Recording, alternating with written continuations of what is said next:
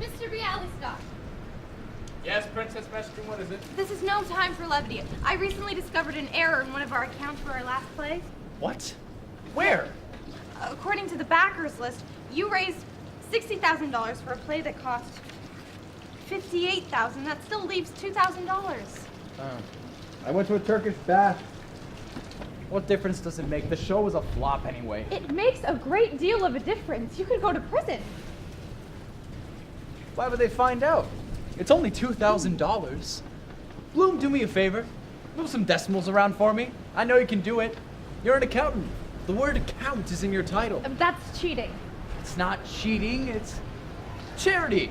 Bloom, look at me. Look at me. I'm drowning. Men sail through life while Bialystok has hit a reef, and I'm going down under. People ask for success when all I give them is failure. Don't send me to prison. Please. Help. Help. Help. Dear, oh dear, oh dear. Help. Okay, fine, I'll do it. I'll do it. Thank you, Bloom. I knew I could con you. Yes. Wait, what? Nothing. Come on. Do it. Okay, well, let's see. $2,000, that's not that much. You can probably hide that somewhere. I mean, the Department of Internal Revenue doesn't really care about a show that flopped anyway. Yeah, that sounds great. You know what? I'm gonna take a nap. Wake me when there's a fire. Let's see, if I move this decimal here, then I would get... It's amazing, absolutely amazing.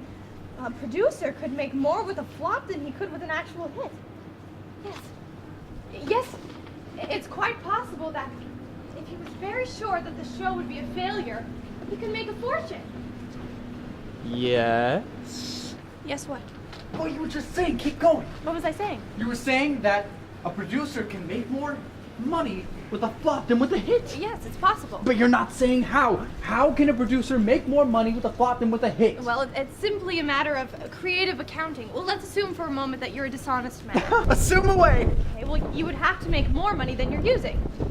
What do you mean? Well, you did it already yourself. You just did it on a small scale. What did I do? Well, you raised $60,000 when your play only costed $58,000, which left $2,000 for you. What good did that get me? I'm wearing a cardboard belt. Exactly. And that was where your first error lied. See, you raised $60,000, but a real criminal would raise $1 million. But the show would only cost $60,000 to produce. Exactly. And how long did it run for? One night. See? If you were to raise $1 million and then produce a $60,000 show, you could keep the rest for yourself. What if the show was a hit? Well, then you'd go to jail. I mean, if the show was a hit, you'd have to pay off all the backers, and with all the backers there are, that's not enough profit. You see? So in order for the scheme to work, we have to make sure that it's a surefire flop. What scheme? What scheme? Your scheme, you beautiful little genius. Mwah! No. I meant no scheme. See, that was just merely an accounting suggestion. Bloom, that... worlds turn when you say those words, don't you see? Darling Bloom, glorious Bloom, it's so simple. Step 1, we find the worst play ever written. Something that is a surefire flop. Step 2, I raise $1 million. There's a lot of old ladies out there. Step 3, we hit the books. You find any phony backer that you can for one for the government and one for us. Step 4, we open up on Broadway, and before you can say Step 5, we close on Broadway, take our $1 million, and go to Rio de Janeiro. Rio de Janeiro, Mr. Bialystok, Mamma Mia. stop it, put me down. Stop! You're holding me too tight. Look, I am an honest woman. I don't understand. No, Bloom, you don't understand. This is fate. This is destiny. You can't avoid it. Mr. Bialystok, not just 5 minutes ago, I was working on your accounting books. That is the most criminal that I will ever be. I want that money! I have to get out of here. Don't you see? You miserable, wretched little caterpillar. Don't you ever want to become a butterfly? Don't you ever want to spread your wings and flap to glory? Don't touch me! Don't touch me! Oh, what are you talking about? I'm not going to touch you. What's wrong with you? I'm hysterical! Okay, I have hysterics and I'm hysterical! And when I get like this, I just can't stop! I'm just hysterical! What are you doing? I won!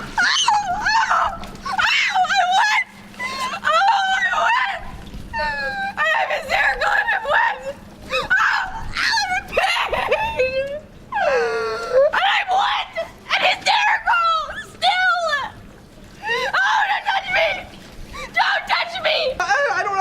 What do you mean? Now you're making me hysterical. No! Just go back over there! Okay. And don't touch me! Just go back there! Sit down! I'm going over here. Is that better? Yes. But you still look angry. How's this? It's better. Good, yes, good. I can feel myself coming out of it. Yes. I'm coming out of it. Thank you for smiling.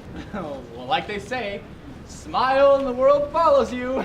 This woman should be in a straitjacket. Feeling better? Much. Thank you. But I just feel a little bit lightheaded. I think I should eat something. You know, this hysterical thing, it really depletes my blood sugar. They certainly do. Let me take you to lunch. Oh, no, Mr. Bialystok, that's really kind of you. Nonsense, my dear girl. I lowered your blood sugar. The least I could do is raise it a little. And I promise, I will not talk about this silly scheme ever again. Avanti!